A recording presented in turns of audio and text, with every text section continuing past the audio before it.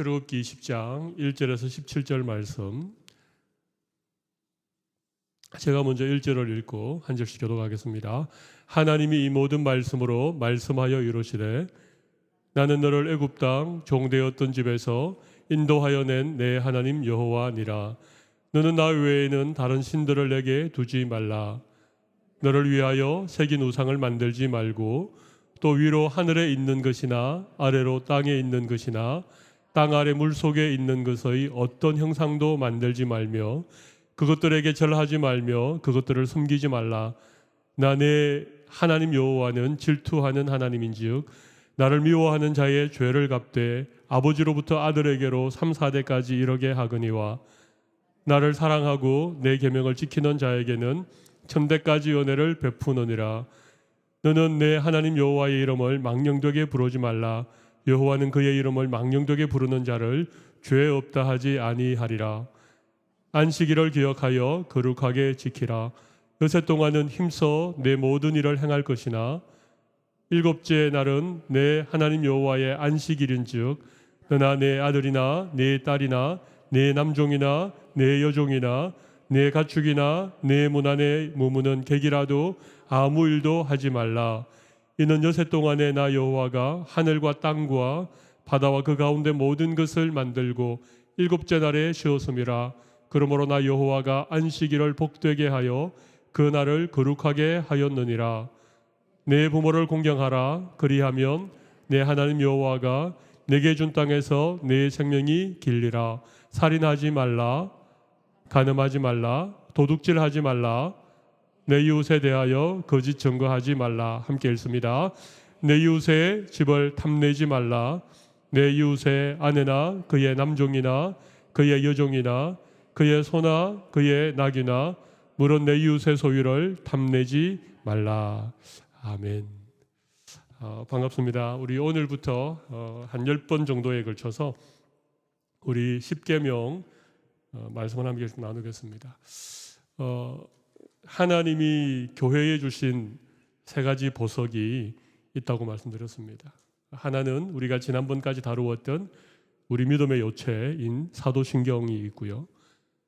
그리고 또 하나는 우리의 삶의 표본이 될 수 있는 우리가 이제 다루고자 하는 십계명이 될 수 있습니다. 그리고 또 하나는 예수님이 우리에게 가르치신 기도인 주기도문이 있습니다.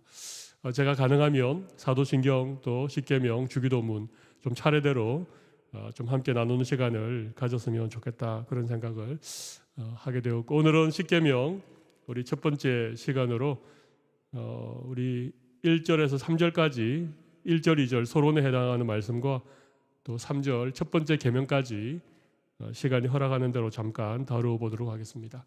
제가 여러분에게 유인물을 나누어 드렸는데 오늘은 유인물에 있는 내용 거의 그대로 간단하게 설명을 덧붙여서 말씀을 좀 드렸으면 좋겠습니다.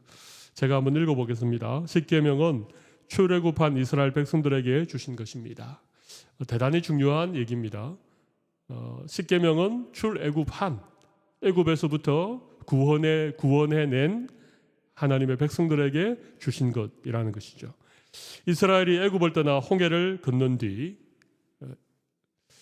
15장까지 얘기입니다. 하나님께서 주신 만나와 메추라기를 먹고 반석에서 물을 마시게 하신 이후, 그러니까 홍해를 마른 땅처럼 건너고 또 그곳에서 만나와 메추라기를 먹고 반석에서 물이 나오는, 반석에서부터 나오는 물을 마셨던 이스라엘 백성들, 그리고 아말렉이라고 하는 애굽 땅에서 사는 동안 한 번도 전쟁을 경험해보지 못했던 이 이스라엘 백성들이 아말렉이라고 하는 민족과 첫 번째 전투에서 승리하게 되는 이 아말렉과의 전쟁에서의 승리를 경험한, 그래서 출애굽 한 3개월째 되는 그때쯤 시내산에서 하나님이 십계명을 주셨다는 것이죠.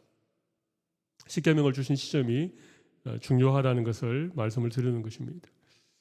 왜냐하면 십계명은 명령이기 이전에 하나님과의 언약이라는 것입니다. 거기에 밑줄을 한번 그어보십시오. 십계명은 우리가 흔히 십계명, 계명 이렇게 하니까 명령이라는 생각을 참 많이 가집니다. 그런데 이건 사실 하나님과 자기 백성들과의 약속, 언약이라고 하는 것이죠. 왜 그런가 하면 출애굽이라고 하는 무조건적인 구원의 은총을 받은 이스라엘 자손들이 하나님의 거룩한 백성으로 지켜야 될 삶의 규범과 하나님과 약속을 이 십계명이 담고 있기 때문에 그런 것이죠. 십계명을 지켜야만이 하나님의 백성이 되는 것 아니죠. 십계명을 지켜야만이 애굽에서 구원받는 그런 조건으로 주어진 명령이 아니라고 하는 사실입니다.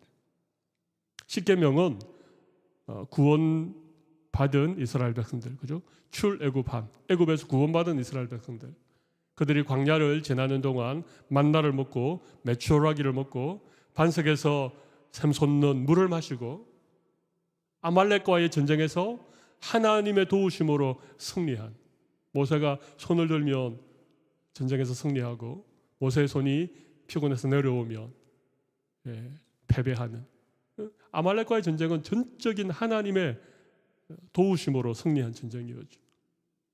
이런 이스라엘 백성들에게 주신 말씀이 십계명이라고 하는 것입니다.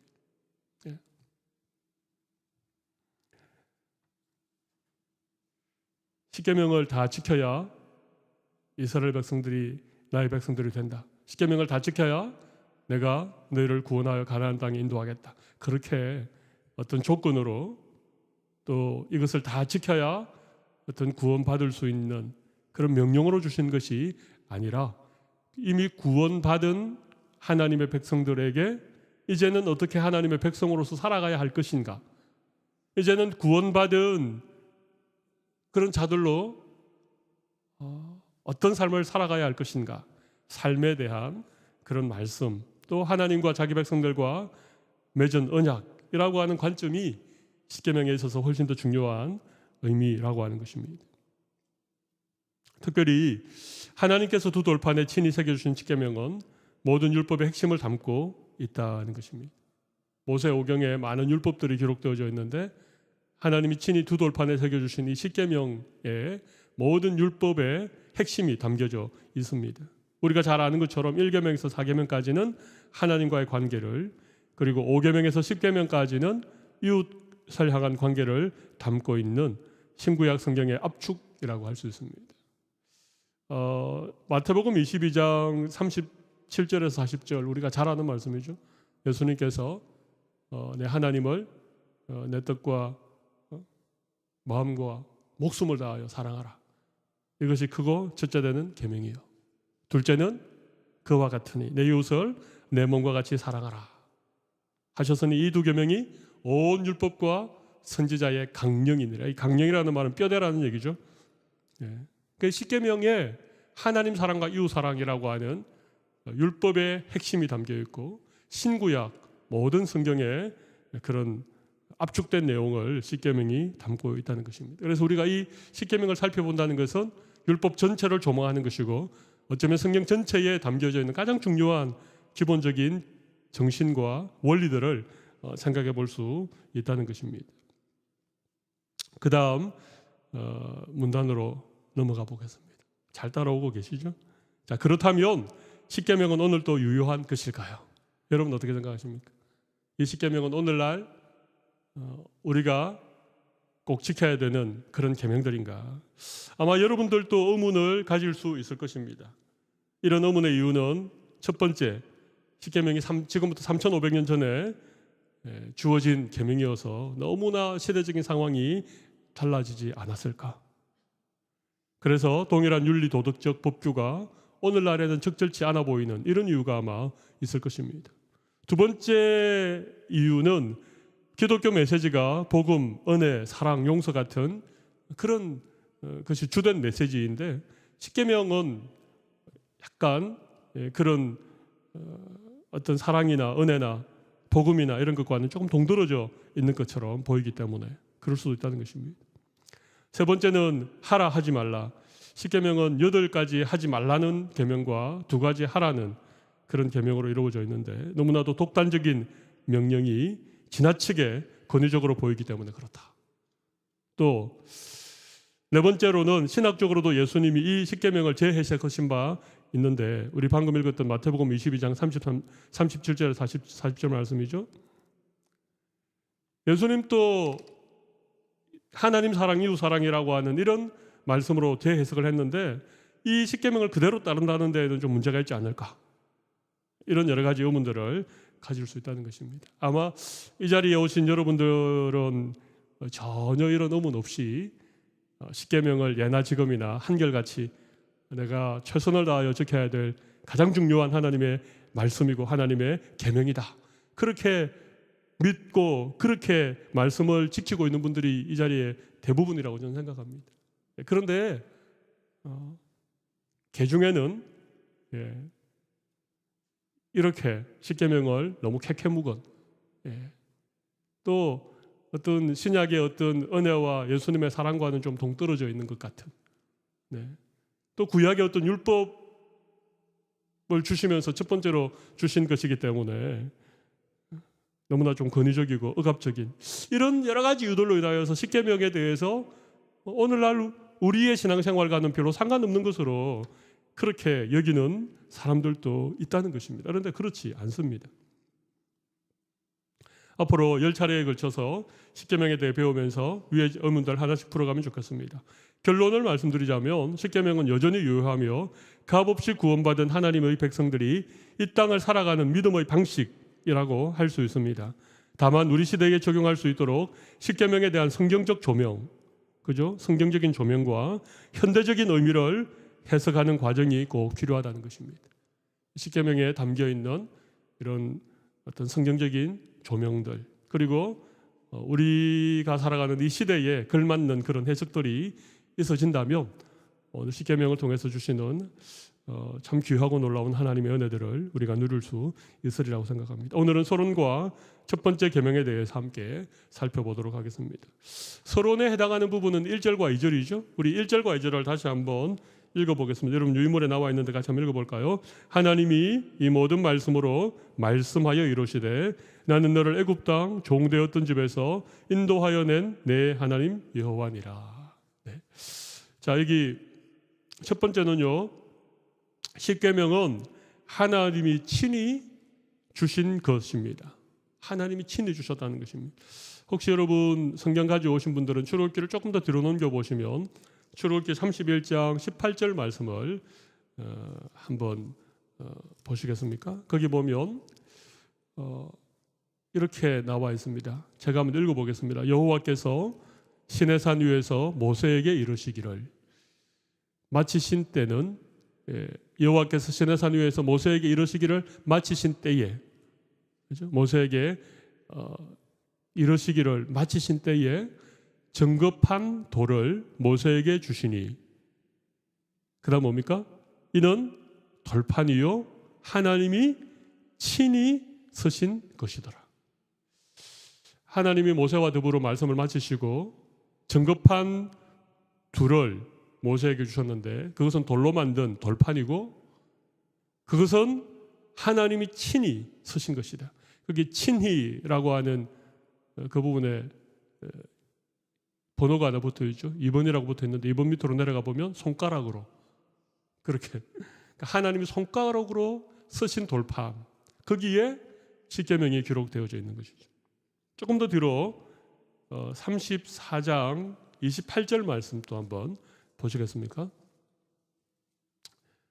모세가 늦게 내려와서 이스라엘 백성들이 금송아지를 만들었죠. 다음 시간에 제가 살펴보겠습니다만, 그래서 하나님께로부터 받은 돌판을 깨뜨려 버렸습니다. 다시 시내산에 올라가서 다시 이제 돌판을 받는 광경인데요. 출애굽기 34장 28절 말씀, 혹시 같이 성경을 가져오신 분들이 있으면 같이 한번 읽어볼까요?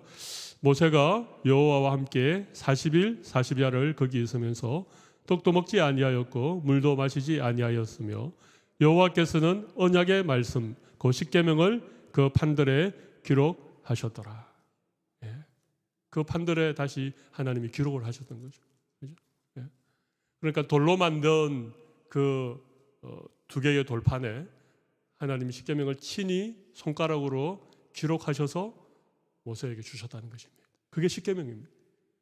그래서 십계명은 하나님께서 친히 임재하시는 그 성막 가운데 그 지성소라고 하는, 지성소에 놓여 있는 증거궤라고 하는 게 있습니다. 조각목으로 만든 그 증거궤 혹은 법궤 혹은 언약궤라고 하는 그 증거궤 안에 이 십계명을 기록한 두 돌판을 넣어두었습니다.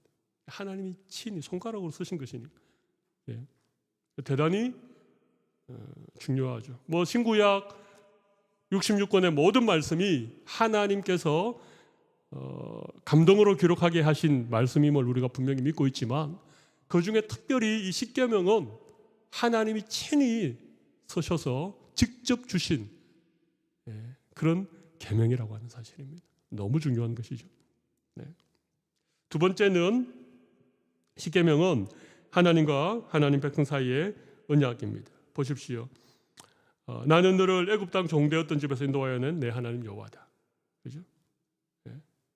나와 너와의 관계, 나와 이스라엘 백성들, 하나님과 이스라엘 백성들과의 관계를 지금 얘기하면서 이 말씀을 주고 계십니다.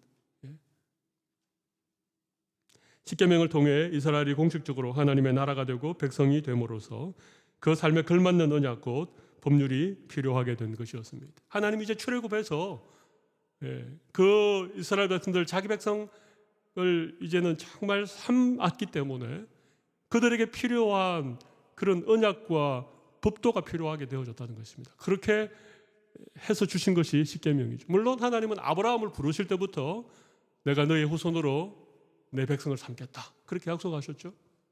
그런데 실제로 이스라엘 백성이 하나님의 백성이 된 것은 출애굽해서 그들이 십계명을 받았을 때, 그때부터 이제는 정말 하나님의 백성으로 살아가기 시작한 것이죠. 이 계명을 순종하면서 그렇게 살아가게 된 것이라는 것입니다. 그래서 이 계명이 필요하게 된 것입니다. 세 번째는요, 출애굽 과정을 통해 이스라엘 백성들은 하나님이 어떠한 분이신지 경험하게 되었을 것이고, 하나님과의 관계가 그들의 존망과 화복의 절대 원인임을 알았을 것입니다. 여기 좀 어려운 얘기가 나와서, 존망과 화복은요 생사화복을 말하죠, 그죠? 존망이라고 하는 것은 살고 죽는 것을 의미하니까, 생사화복의 절대 주권자가 하나님이시구나. 하나님의 손에 우리의 생명이 달려있구나. 하나님의 손에 우리의 미래가 달려있구나. 그걸 뼈저리게 출애굽의 과정을 통하여 이스라엘 백성들이 경험하게 된 것이죠. 애굽의 10가지 재앙을 내리면서부터, 그죠? 그리고 마지막으로 10번째 장자의 죽음이라고 하는 그 죽음 가운데 자기 백성들을 보호하시고 그들을 바로의 손에서 구원하신 그 하나님, 그 하나님에게 생명이 달려있다는 걸 알게 된 것이죠. 그들 앞에 홍해가 가로막았을 때 하나님이 홍해를 가르시고 그 홍해를 마른 땅처럼 지나가게 하신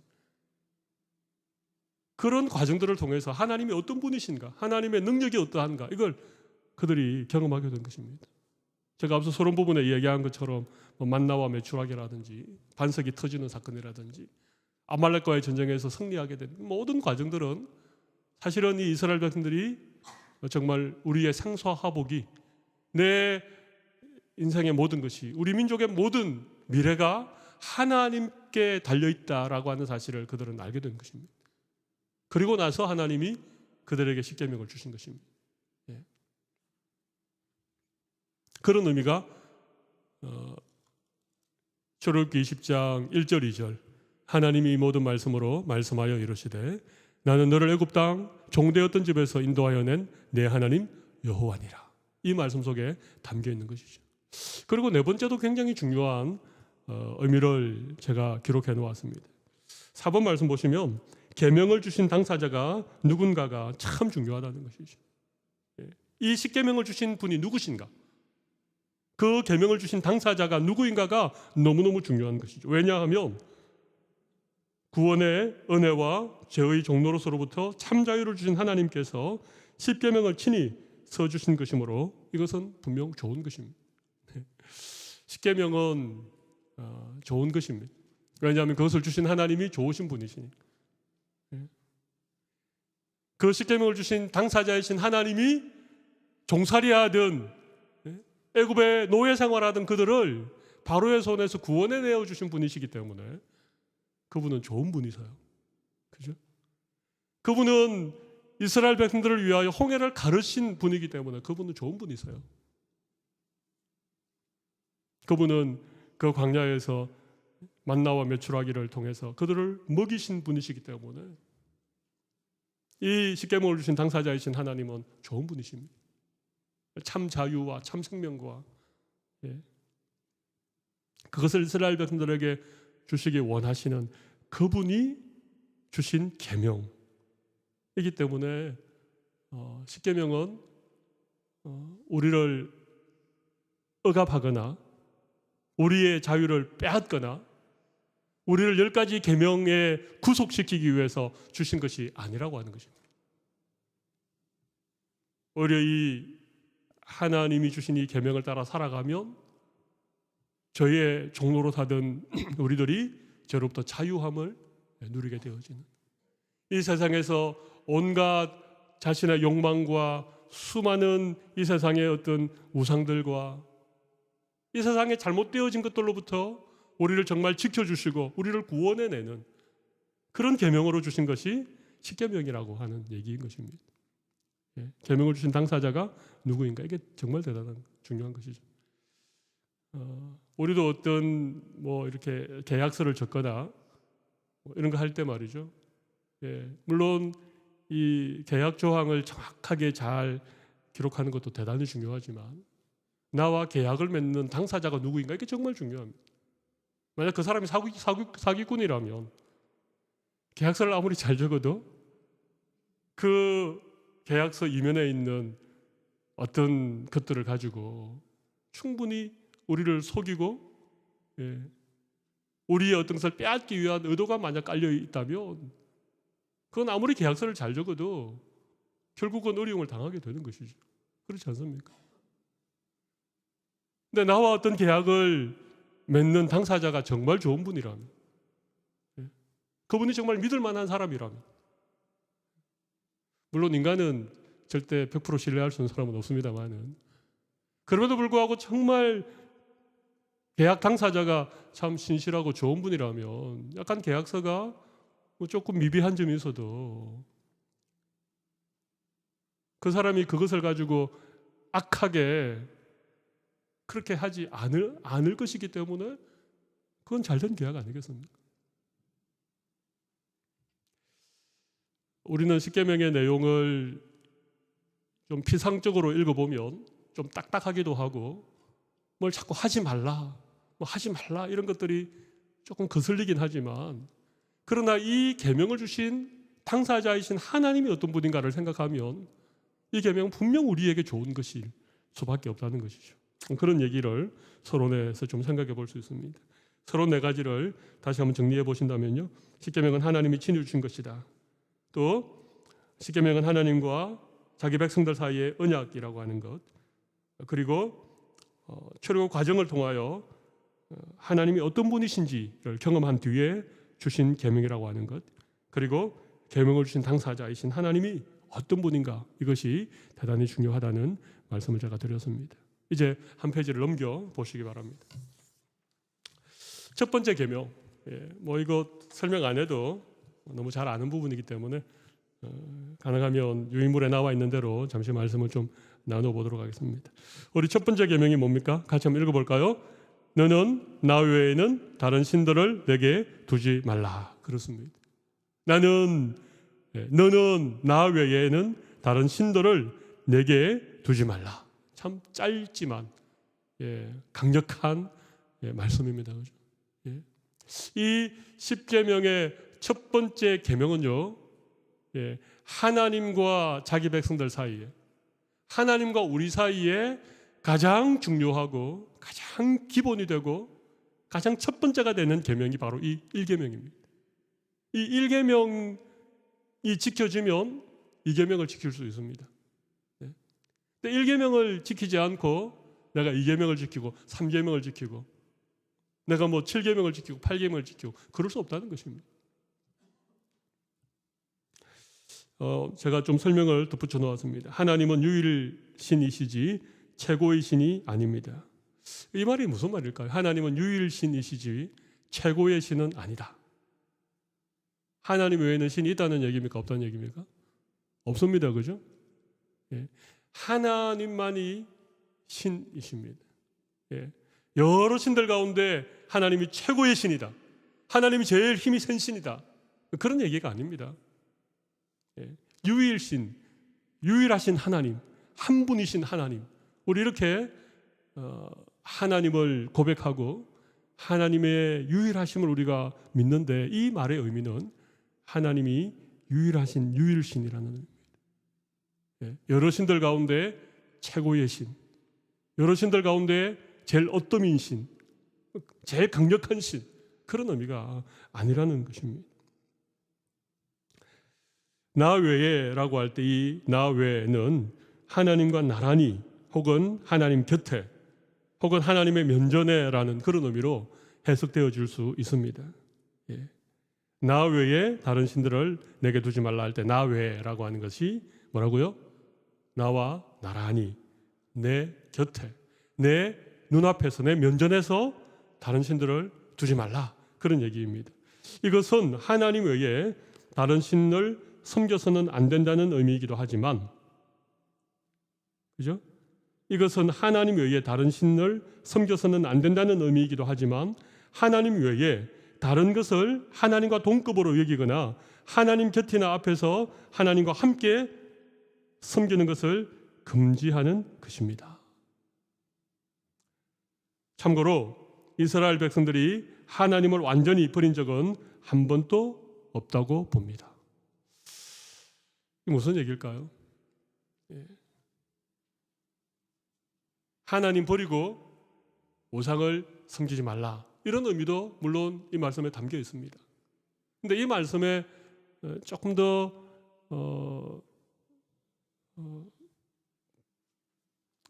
이렇게 좀 포함하고 있는 얘기가 뭔가 하면, 나와 함께, 나와 나란히 내 곁에 다른 것을 두지 말라, 이런 얘기죠. 그러니까 이스라엘 백성들이 우상을 섬긴 것은요, 하나님도 섬겼고 또 우상도 섬긴 것입니다. 그러니까 하나님을 버리고 우상만 섬겼던 적은 제가 성경을 읽으면서 저는 한 번도 발견을 하지 못한 것 같습니다. 물론 사사시대에 극도로 타락하고 극도로 침체했던, 그래서 그들이 정말 하나님을 전혀 잊어버리고 살았던 그런 시대들이 분명히 있었습니다만, 그럼에도 불구하고 그들이 완전히 하나님을 버리고 우상만을 섬겼던 적은 없습니다. 언제나 성소가 있었고, 사사시대에는 실로라고 하는 곳에 성막이 있었죠, 그죠? 레위인들이 여전히 제사장 역할들을 하고 있었습니다. 그들도 여호와께 드리는 제사가 있었습니다. 그런데 그건 그것대로 드리고, 그들이 가나안 땅에 들어가서 엄란하게 섬겼던 바알이라든지 아세라라든지 그 땅의 수많은 우상들을 함께 섬겼던 것이죠. 지금 그 얘기입니다. 나 외라고 할 때 이 외라고 하는 것이 나 말고 다른 우상, 이런 의미도 있지만, 나와 나란히 나의 곁에 내 면전에서 다른 걸 섬기지 말라, 그런 얘기라는 것입니다. 우상 첫 번째 계명이 그런 의미를 좀 내포하고 있다는 것을 여러분 기억하시면 좋겠습니다. 또 다른 의미는 다른 신들이 존재하지만 하나님을 최고로 섬기라는 것이 아니라, 다른 신들은 존재도 하지 않는데 인간이 하나님 외에 다른 신들을 만들어내지 말라, 그런 의미를 담고 있다는 것입니다. 인간들이 자꾸 우상을 만들어내죠.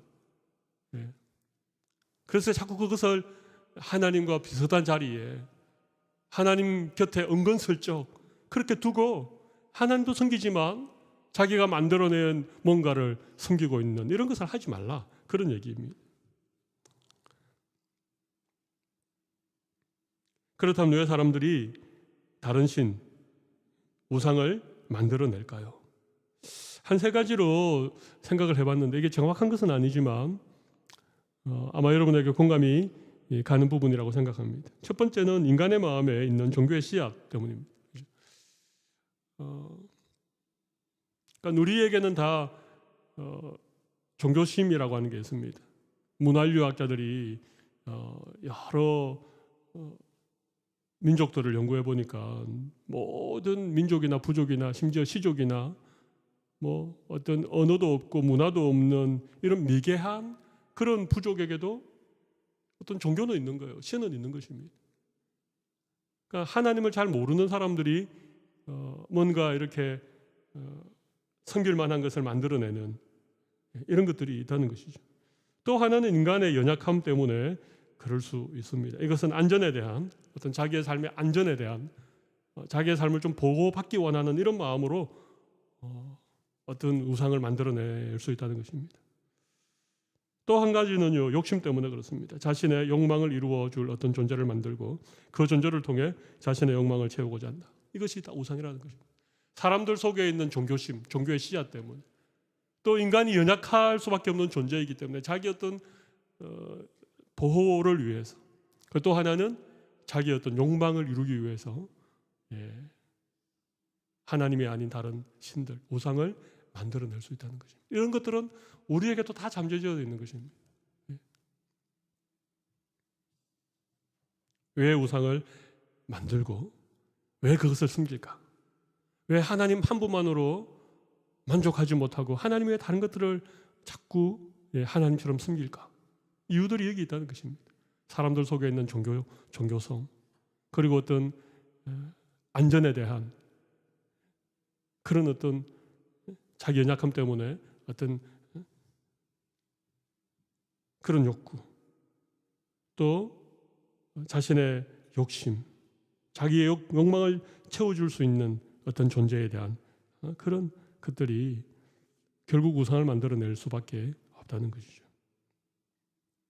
자, 그러면 우상은 어떤 종류가 있을까요? 거기 쭉 한번 제가 한번 쭉 정리를 해봤습니다. 자연 만물을 섬기는 경우도 있죠, 그죠? 해와 달과 별들, 그죠? 네. 여러분 혹시 여기는 해가 제일 빨리 뜨는 곳이 기스본이라고 하는 곳으로 제가 아는데 혹시 정월 초하룻 날 기스본에 가서 떠오르는 태양을 보고 소원을 비십니까? 안 그러시죠? 네, 우리나라에는 정동진이라고 하는 곳에서 해가 제일 빨리 떠오르는데,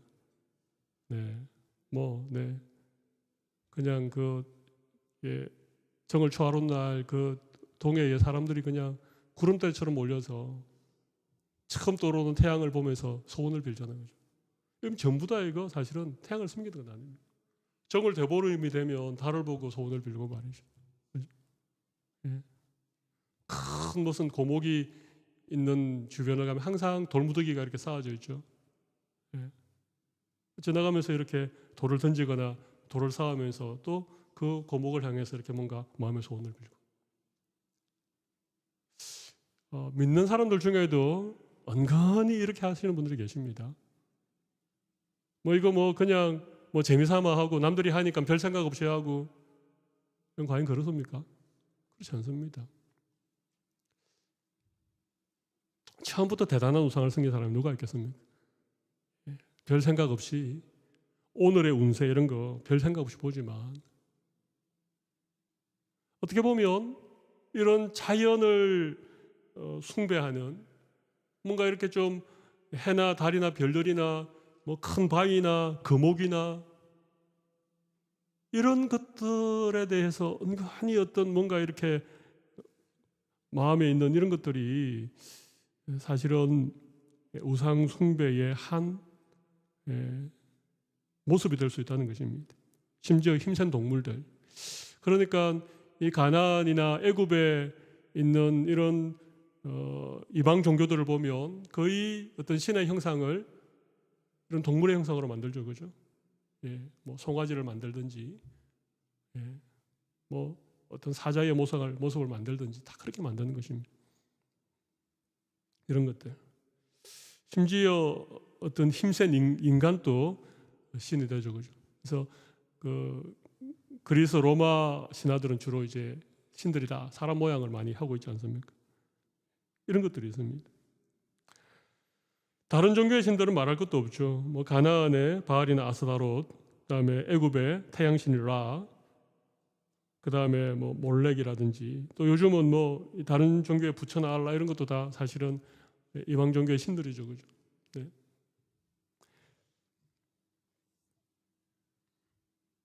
이런 것들은 우상들이 될 수 있다는 것입니다. 근데 사실 이런 것들은 우리가 뭐 너무 쉽게 이건 우상이다라고 생각할 수 있는데, 말씀을 잘 읽어보면 인간의 부패한 마음, 특별히 골로새서 3장 5절에 보면 탐심은 곧 우상숭배니라. 탐심은 곧 우상숭배니라. 네. 거기 보십시오. 정욕과 탐심이니 탐심은 우상숭배니라. 우리의 마음의 어떤 탐심, 이런 것들이 결국은 하나님보다도 더 자기 자신을 이렇게 사로잡고 있을 경우에는 자기의 탐심이 우상이 되고 탐심의 노예가 되어져서 하나님을 섬기는 것보다는 자기 욕심을 따라서 그렇게 살아가게 된다는 것입니다. 빌립보서 3장 19절에 보면요, 심지어 이렇게 말하고 있습니다. 그들의 마침은 멸망이요 그들의 신은 배요 그 영광은 그들의 부끄러움에 있고 땅의 일을 생각하는 자라. 여기 그들의 신이 뭐라고요? 배가 바다에 떠다니는 배가 아니고 자기 배입니다. 자기 배를 채우는 거. 그게 자기들의 신이라는 것이죠. 자기 욕심을 채우고 자기의 야망을 채우고.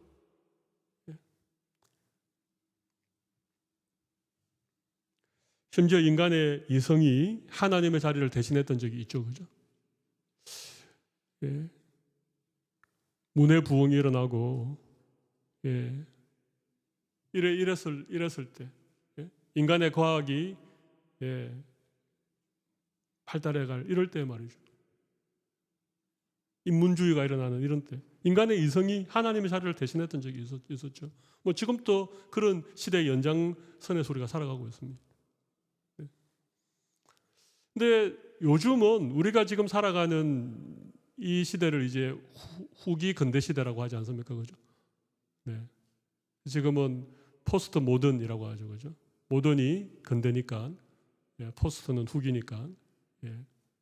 이 포스트 모던 시대에 정말 중요한 것이 뭔가 하면 인간의 감성입니다. 감성. 우리가 뭔가를 느끼는 것. 이런 것들을 너무 중요하게 생각합니다. 이런 것들이 하나님의 자리에까지 올라가고 있다는 것이죠. 네 번째는 진짜 좀 중요한 얘기입니다. 자녀와 재물, 궁극적으로는 자기 자신이 우상이 된다는 것입니다. 자녀가 우상이라고 하는 것은 제가 한두 번 말씀드린 것처럼 애굽에서 10가지 재앙을 생각해 보시면 이해가 되는 부분이죠. 애굽의 최고의 신은 태양신입니다. 라, 그죠? 바로라고 하는 것은 태양의 아들이 애굽의 바로죠, 황제죠. 그런데 9번째 재앙까지도 끄떡하지 않았습니다. 바로가. 그런데 마지막 10번째 재앙이 아들을 치는 것이었죠. 장자를 죽이는 것이었습니다. 아들이 죽자 그렇게 완강하던 바로가 두 손 두 발을 다 들었습니다.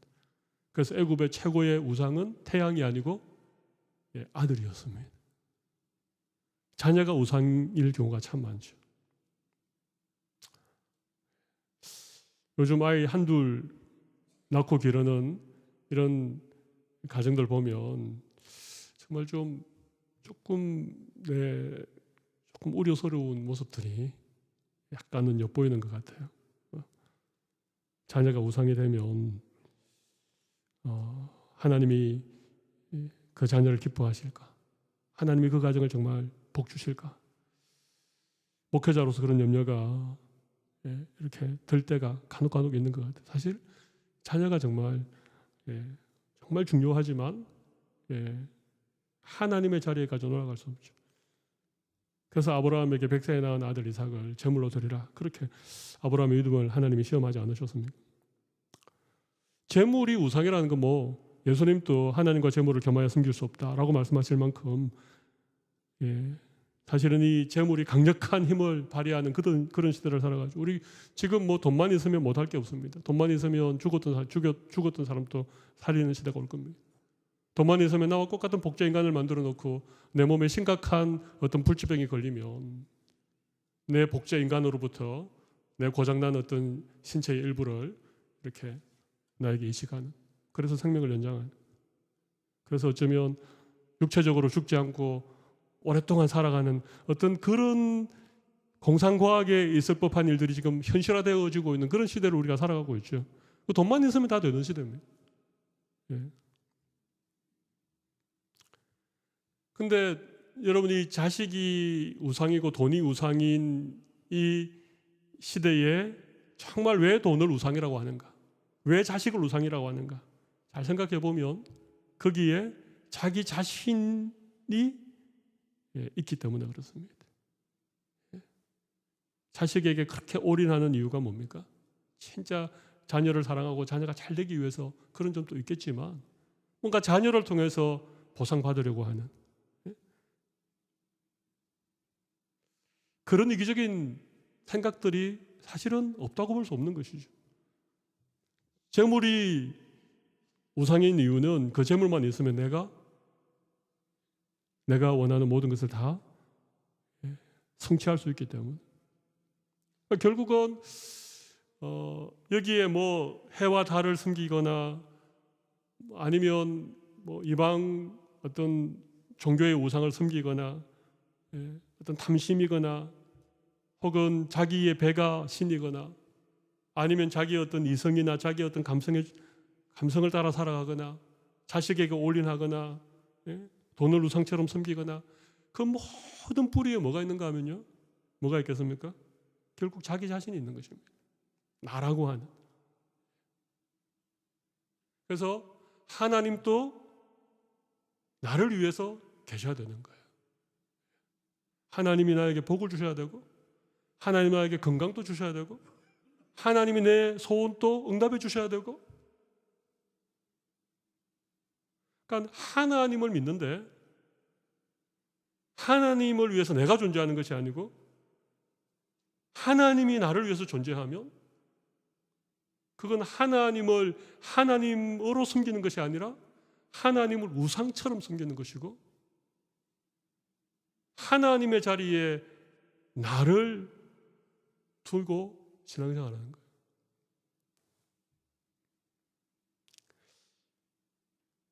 그것까지 하지 말라.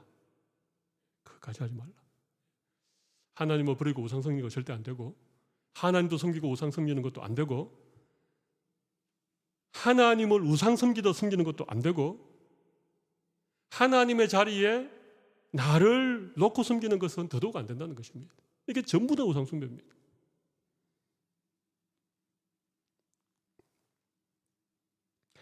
네 가지 말씀드렸죠. 그렇죠? 우상 숭배는 이런 범주가 있습니다.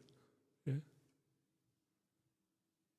근데 우리 네 가지 중에 잘 생각해 보면 내가 정말 하나님을 잘 섬기고 있는가? 네. 하나님을 하나님답게 하나님 기뻐하시는 그런 섬김을 내가 하고 있는가? 그런 고민을 한번 해볼 필요는 저는 있다고 생각합니다. 우리가 믿은 지 오래되지만 우리가 하나님의 자녀라고 그렇게 믿고 산 세월이 꽤 되지만 우리가 십계명을 일찍이 배웠고 들었고 오늘도 이 십계명을 우리가 알고 있지만 과연 이 첫 계명에서 말하는 너는 나 외에는 다른 신들을 내게 있게 말지니라 이 말씀에 담겨있는 이런 의미들을 우리가 한번 고민해 보았는가? 이런 것들이 다 우상일 수 있고 하나님 외에 우리가 섬기는 신들일 수 있다는 것입니다. 우상이 왜 문제가 되는가 하면 결코 하나님을 바르게 섬길 수 없고 하나님을 우리가 제대로 섬기지 못하면 인간으로서의 가치를 제대로 발휘하고 누리지 못하고 살게 되어집니다. 우리가 정말 하나님을 제대로 섬기면 정말 하나님을 하나님답게 우리가 그렇게 믿으면 하나님은 이스라엘 백성들을 애굽에서 구원해 내셔서 약속의 땅으로 인도해 가셨던 것처럼 우리의 인생을 이 죄와 사망과 이 악한 세상으로부터 우리를 구원해 내셔서 우리가 이 땅을 살아가지만 하나님의 그 약속에 따라서 우리에게 전혀 다른 차원의 삶을 살아가게 약속해 주셨는데 우리가 이 첫 번째 계명부터 제대로 지키지 못하니까 여전히 광야를 헤매고 있는 그런 모습이 아닌가. 사실은 우상을 섬기면요, 우상은 결코 하나님이 자기 백성들을 사랑하시고 그들을 위해서 그들의 모든 가치와 그들의 인간됨을 최대한 발휘하게 해주시는 그런 하나님과는 다르게 우상을 섬기면요, 결국은 우상에게 우리가 사로잡히게 되고 그 우상은 결국 우리의 인생을 더 나쁘게, 더 잘못된 길로 그렇게 이끌어갈 수밖에 없는, 그리고 그 우상을 숨기는 마지막은 결국은 사망과 최후의 심판이 기다리고 있는, 결국 그렇게 갈 수밖에 없는 그것이 우상 아닙니까? 그죠? 우상에게 참된 구원이 있습니까? 우상에게 참된 인격이 있습니까? 우상에게 참된 사랑이 있습니까? 없습니다. 인간의 욕망이 만들어낸 그런 것들이기 때문에 그것을 숨기는 동안에는 처음엔 좋죠. 우상 숨기는 건 뭐 처음엔 내 마음대로 할 수 있고 내가 원하는 것 할 수 있고, 내 우상을 섬겨 보십시오. 자, 우상은 섬기면 하나님을 바르게 섬기지 못하도록 우리의 눈을 가리고 그렇게 합니다. 그리고 우상은 결코 우리를 좋게 할 수가 없습니다. 그래서 우상 섬기면 안 된다는 것이죠. 하나님만 섬기라고 그렇게 말씀하는 것이죠. 맨 마지막 부분은 여러분 참고하시면 되겠습니다. 이 3절에 너는 나 외에는 다른 신들을 내게 있게 말라, 이 말씀을 원어에 가깝게 다시 좀 번역을 해보면 너는 내 앞 얼굴을 넘어서 제외하고 헛된 신들을 내게 두지 말라, 이렇게 번역할 수 있습니다. 하나님의 얼굴은 항상 우리를 향하고 계심을 아셔야 된다는 것입니다. 우리가 1계명을 자주 어기는 이유는 이 사실을 망각하기 때문이다. 하나님이 내 앞에 다른 신을 두지 말라, 여기 나 외에라고 하는 이 부분을 내라고 하는 이 부분을 내 앞 혹은 얼굴, 그렇게 번역할 수 있다는 것이죠. 두 번째, 하나님을 제외한 믿음의 대상들은 모두 헛된 것이라는 사실입니다. 여기 다른이라고 하는 것을 헛된이라고 번역할 수 있다는 것이죠. 다른에 해당하는 히브리어 아헤르는 이상한 또는 헛된이라는 의미. 그래서 나 외에 헛된 것을 섬기지 말라. 하나님 외에는 다 헛된 것이다. 모든 우상은 다 헛된 것이다. 그런 의미를 내포하고 있다. 그렇게 말씀할 수 있습니다. 1계명은 언제나 현재적인 명령이라는 것입니다. 이것은 지금 이스라엘 백성들이 애굽을 떠나봤지만 그들의 애굽에서 섬겼던 그런 하나님 외에 다른 것들을 여전히 섬기고 있었다는 것입니다. 그래서 자꾸 애굽으로 돌아가려고 하는, 모세를 기다리다가 지쳐서 금송아지를 만드는 이런, 그들이 지금 현재 우상을 섬기고 있는 이 현재 상황 속에서 하나님이 명령하시는 것입니다. 그래서 1계명은 그냥 하나님이 한번 그냥 옛날에 내가 예수 믿기 시작할 때 주셨던 그런 말씀이 아니라 오늘날도 계속해서 하나님은 이 명령을 우리에게 하고 계십니다. 너는 나 외에는 다른 신들을 내게 있게 말라. 오늘도. 그래서 오늘도 우리는 이 말씀을, 이 계명을 우리가 듣고 우리를 돌아봐야 됩니다. 내가 하나님 말고 또 다른 것을 우상으로 섬기고 있는가? 현재적인 명령이라고 하는 것이죠. 그럼 4번은요. 1계명은 절대 금지 명령임을 잊지 말아야 된다. 뭐 그냥 섬기지 않았으면 좋겠어. 너희들이 다른 것들 말고 나만 좀 섬겨줄래? 이런 것이 아니고 절대 명령이라는 것입니다. 나 외에는 다른 신들을 내게 두지 말라. 강력한 절대적인 그런 명령이라는 것입니다. 결론을 우리 함께 읽어보도록 하겠습니다. 십계명은 우리를 사랑하시는 하나님께서 주신 약속이자 명령입니다. 이를 지켜 살면 하나님의 백성으로 누려야 할 모든 것을 누릴 수 있도록 하셨습니다. 아멘. 그렇습니다. 이 계명은 우리에게 모든 것을 누리도록 하시는 하나님의 명령입니다. 우리 한번 기도하고 마무리하도록 하겠습니다. 십계명은 오늘날도 여전히 유효한 하나님의 계명입니다. 그리고 이 계명은 현재적인 그런 계명입니다. 날마다 이 계명에 나를 이렇게 돌아보고 나에게 하나님보다도 더 의지하는 것, 하나님보다도 더 사랑하는 것, 하나님의 자리에 대신 자리하고 있는 것, 그것이 무엇인가?